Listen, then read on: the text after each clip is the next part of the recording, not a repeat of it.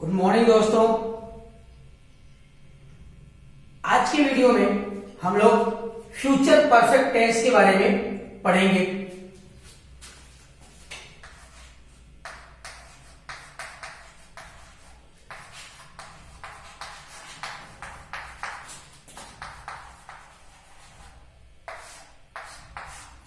Future perfect tense, future perfect tense में दोस्तों ऐसी कार्यों का पता चलता है कि जो एक भविष्य में एक समय ऐसे पर समाप्त हो चुका होता है।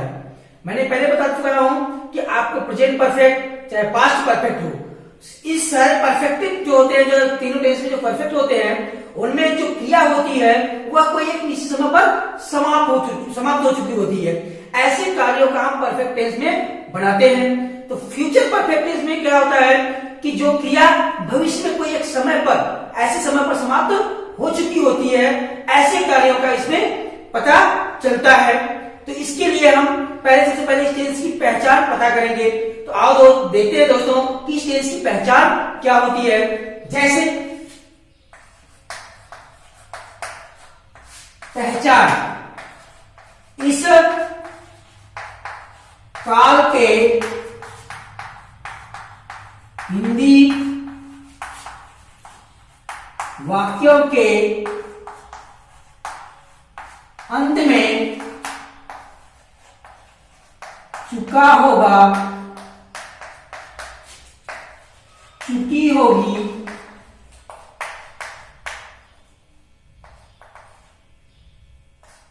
चुकी होगी, चुके होंगे, चुके होंगे, हुआ होगा, किया होगा आदि शब्द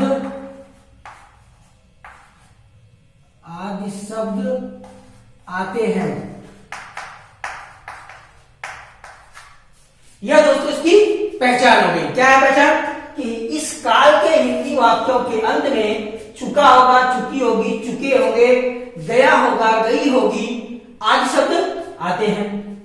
ये तो इसकी पहचान हो गई। अब हम देखते हैं इसके पहले हम पढ़ेंगे अफर्मेटिव सेंटेंस।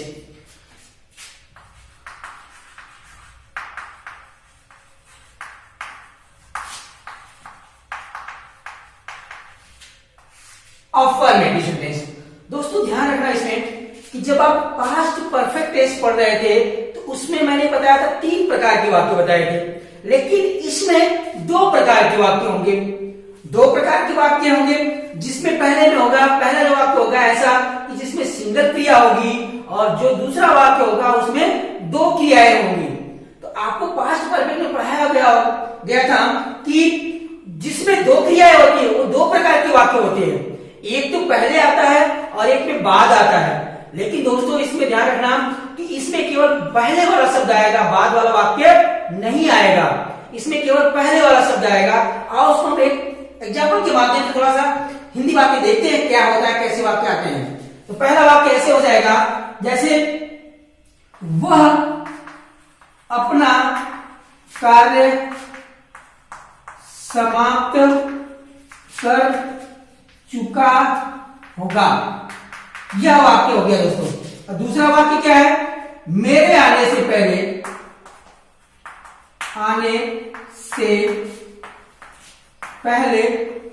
वह अपना गृह कार्य कर चुका होगा।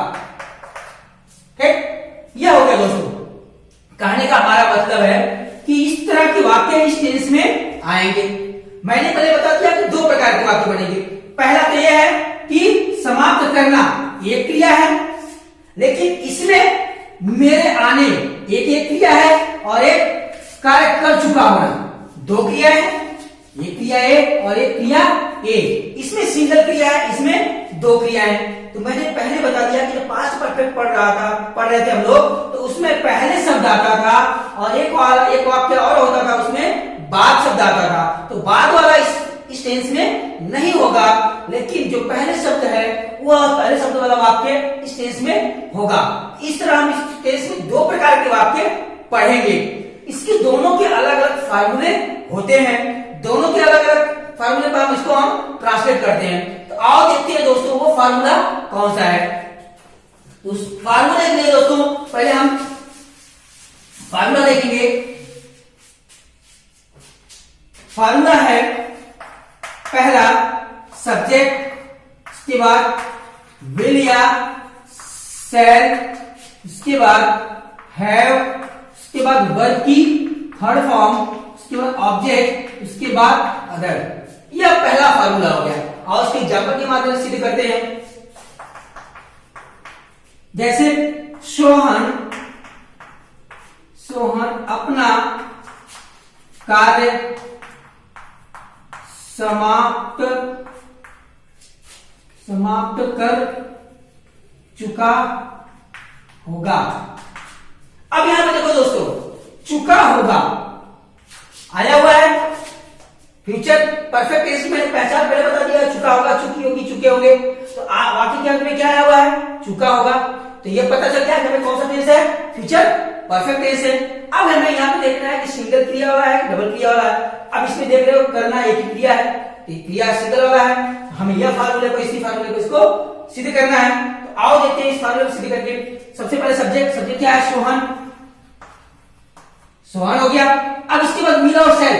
दोस्तों मैंने पहले क्वेश्चन में बता दिया है विल किसके साथ लगता है और शैल किसके साथ लगता है।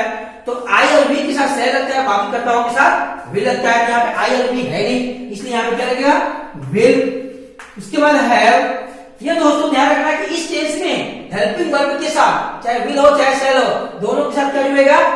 हैव जुड़ेगा। उसके बाद इसमें वर्ब की थर्ड फॉर्म का प्रयोग होता है। वर्ब इसमें क्या है? समाप्त करना। तो समाप्त करने के क्या कहते हैं? फिनिश।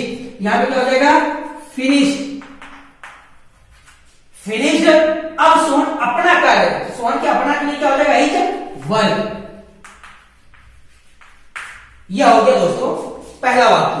कहने का मतलब जिसमें सिंगल क्रिया होती है, जिसमें सिंगल क्रिया होती है उसके लिए हमें इस तरह बनाना है।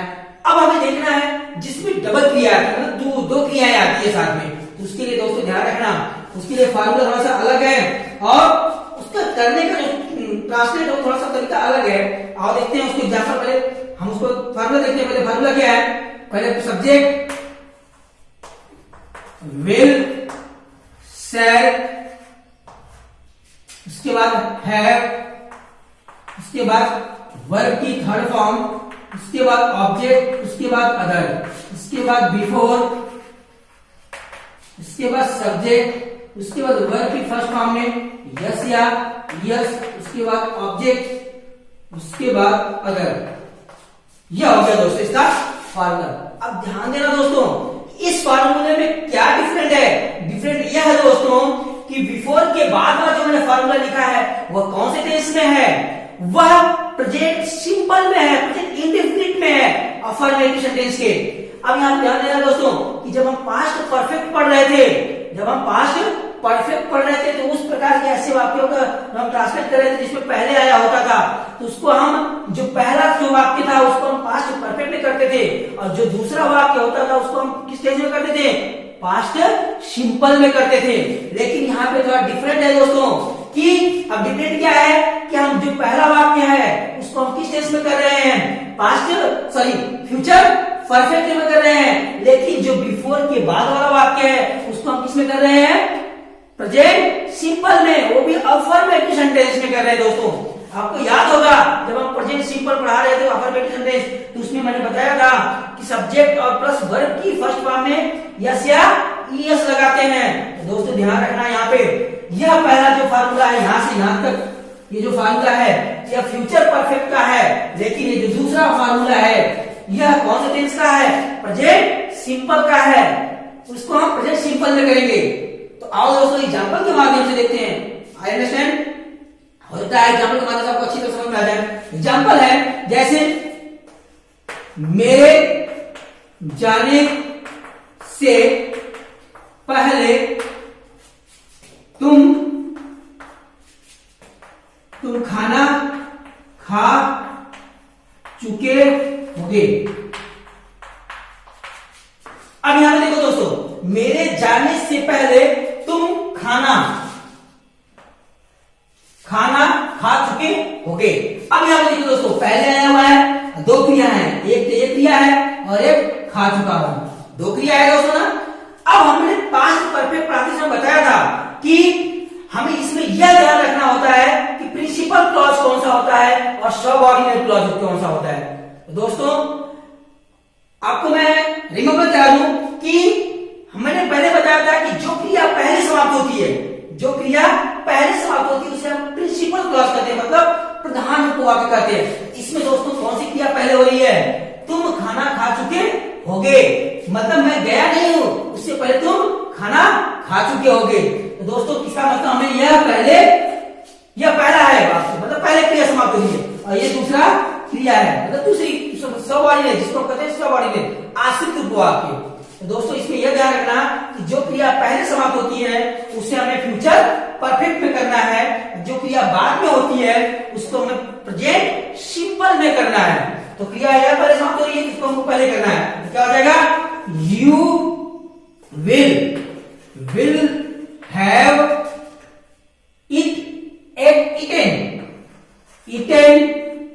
eaten food before।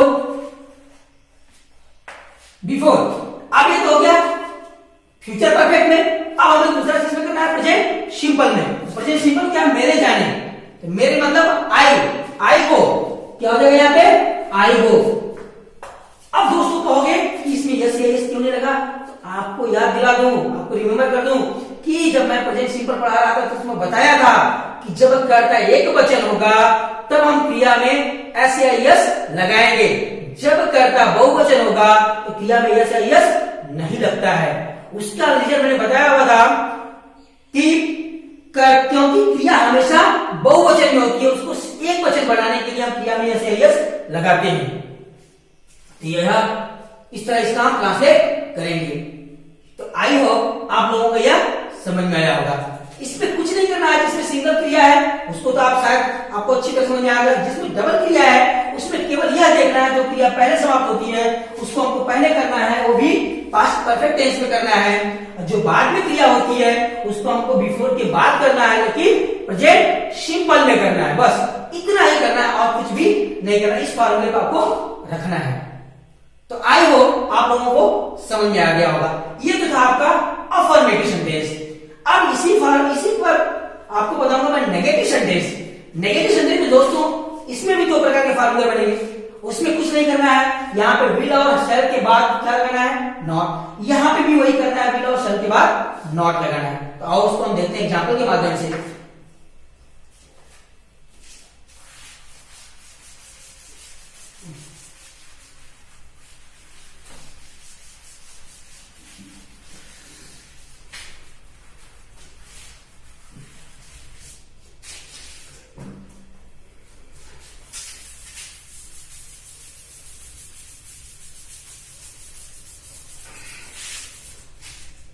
ये आया उसको नेगेटिव सेंटेंस। नेगेटिव सेंटेंस, अब नेगेटिव सेंटेंस में फार्मूला क्या है? पहला है सब्जेक्ट, उसके बाद विल, शैल, उसके बाद नॉट, उसके बाद हैव, उसके बाद वर्ब की थर्ड फॉर्म, उसके बाद ऑब्जेक्ट, उसके बाद अदर। जैसे एग्जांपल देखेंगे, जैसे तुम क्रिकेट नहीं खेल चुके होंगे। तुम क्रिकेट नहीं खेल चुके होंगे या तुम क्रिकेट नहीं खेल चुके होंगे। अब यहां पे देखो नहीं आया हुआ है, अब हमें क्या करना है? इसी फार्मूले करना है। तो क्या हो जाएगा? You will not have played cricket. ये तो ये हो गया सिंगल क्रिया। जिसमें डबल क्रिया होती है उसके लिए इसमें क्या किया हमने दोस्तों?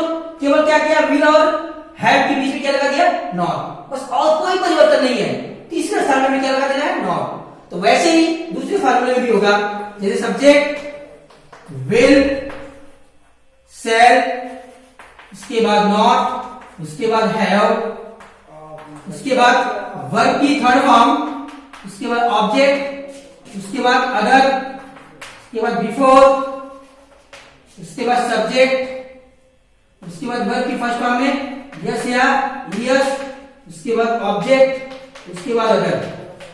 अब यह दोस्तों नेगेटिव सेंटेंस में एक दूसरा फार्मूला हो गया। अब इसी फार्मूले पे एग्जांपल देखेंगे हम, जैसे अध्यापक, अध्यापक के आने से पहले विद्यार्थी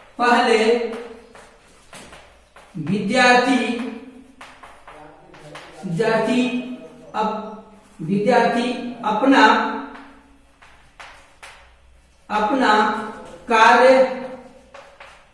नहीं कर चुके होंगे। यह दोस्तों हो गया कि अध्यापक के आने से पहले विद्यार्थी अपना कार्य नहीं कर चुके होंगे। अब यहां पे देखो पहले आया हुआ, तो हमें इसका मतलब पहले जो ये वाला कार्य हमें पहले लिखना है, क्या हो जाएगा, the students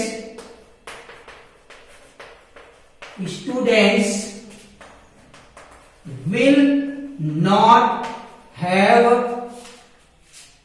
done their work before the teacher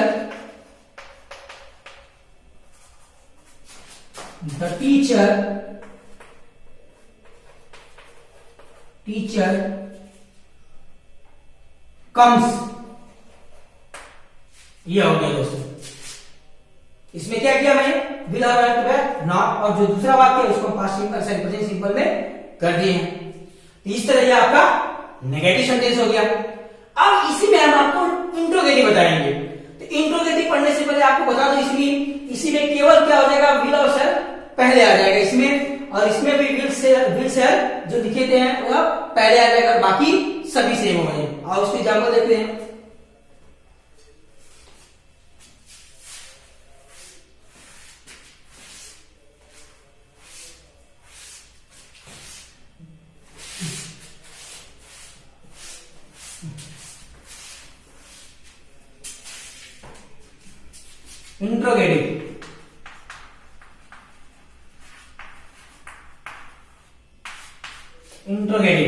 interrogative में केवल दोस्तों मैं आपको जिसमें डबल क्रिया आ रही है उसी का बता रहा हूं। जिसमें सिंगल क्रिया आती है उसमें केवल क्या करना है कि विल शैल पहले लगा देना, बाकी सबसे लिखना। जिसमें दो क्रियाएं आती है वो थोड़ा सा अलग होता है, लगता है थोड़ा सा कैसे होगा, तो उसको मैं बता दे रहा हूं आपको। जिसमें डबल क्रिया आती है उसके लिए हमें क्या करना है, विल और शैल पहले, उसके बाद सब्जेक्ट, उसके बाद हैव, उसके बाद वर्ब की थर्ड फॉर्म, उसके बाद ऑब्जेक्ट, उसके बाद अदर, उसके बाद बिफोर, उसके बाद सब्जेक्ट, उसके बाद वर्ब की फर्स्ट फॉर्म में यस या यस, उसके बाद ऑब्जेक्ट, उसके बाद अदर क्वेश्चन मार्क। यह हो गया दोस्तों फार्मूला। अब इसी फार्मूला को हमको एग्जांपल देखना। देखो इसमें क्या करना है, ये तो था क्या से शुरू होने वाला, यह जो क्या से शुरू होने वाला है, जैसे क्या, धोबी के आने से पहले माता जी कपड़े धो चुकी होंगी।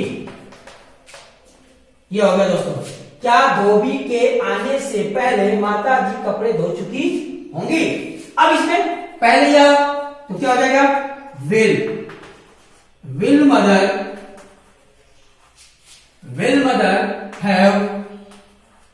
have washed clothes before, धोबी है तो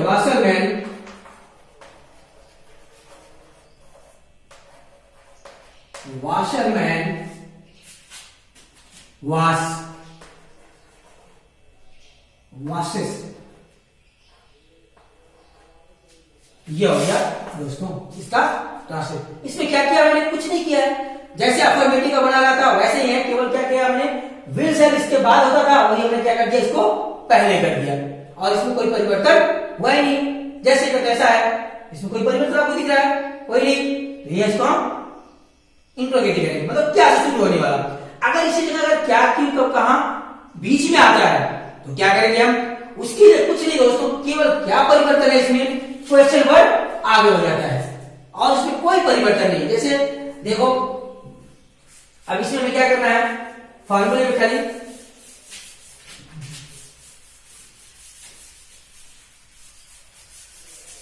फार्मूले में केवल क्या परिवर्तन है दोस्तों, केवल यहां पे क्या हो जाएगा, क्वेश्चन वर्ड आगे हो जाएगा, ये फार्मूला। जैसे जैसे सुरेश के आने से पहले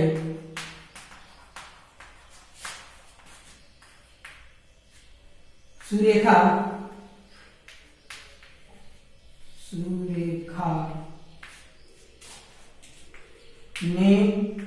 क्या किया होगा। अब लिखा है सुरेश के आने से पहले सुरेखा ने क्या किया होगा। अब यहां पर देखो क्या बीच में आया हुआ है, इसके अंदर हम सबसे पहले लिखेंगे, क्या हो जाएगा, what will Surekha have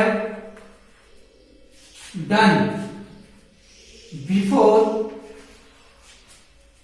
Suresh comes. ये हो गया दोस्तों इसका आंसर।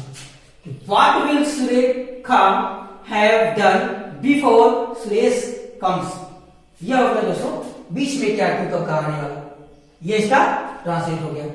ये तो हो गया आपका इंट्रोगेटिव। लेकिन अगर इसी जगह इंट्रोगेटिव नेगेटिव होगा तो क्या करेंगे, केवल दोस्तों क्या करना है इसमें, सुरेखा के बाद और हैव से पहले हमें क्या जोड़ देना है, नॉट, चाहे वो क्या से शुरू हो या क्या क्यों कब कहां बीच में आए, उसमें कोई परिवर्तन नहीं है। केवल क्या हो जाएगा दोस्तों कि जो सब्जेक्ट है उसके बाद नॉट और हैव से पहले, बस यही करना है और कुछ नहीं करना है। तो एक एग्जांपल हम इसी में बता देते हैं आपको, एक एग्जांपल इसमें बता देते हैं कि इंट्रोगेटिव नेगेटिव में क्या करना है आपको।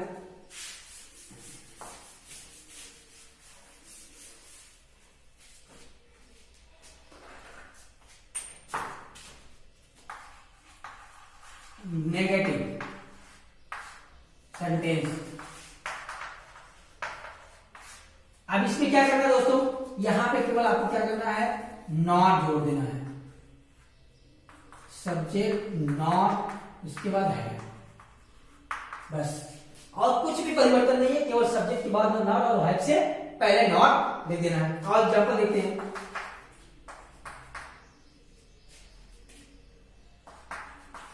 पिताजी के जाने से पहले माताजी खाना क्यों नहीं पका चुकी होगी, क्यों नहीं पका चुकी होगी, यह हो गया दोस्तों। अब इसी को देखो यहां पे क्या आ गया, क्या अरे क्यों और नहीं दोनों बीच में है, इसको क्या करना है, why will mother not have cooked food before father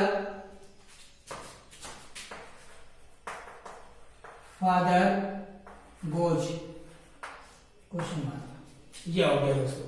कहने का हमारा केवल इतना ही मतलब था, सब्जेक्ट के बाद और हैव से पहले नॉट जोड़ देंगे, चाहे वो क्या से शुरू हो, क्या से कब शुरू होगा, एक क्वेश्चन वर्ड हट जाएगा, बाकी सब सेम लिखेंगे, उसमें कोई परिवर्तन नहीं होगा। तो आई होप आप लोगों को यह टेंस समझ में आया होगा। आज यह आपका फ्यूचर परफेक्ट टेंस समाप्त हो गया। केवल एक टेस्ट बचा है दोस्तों, फ्यूचर परफेक्ट कंटिन्यूअस टेंस। उसको हम अगले वीडियो में पढ़ेंगे। Thank you.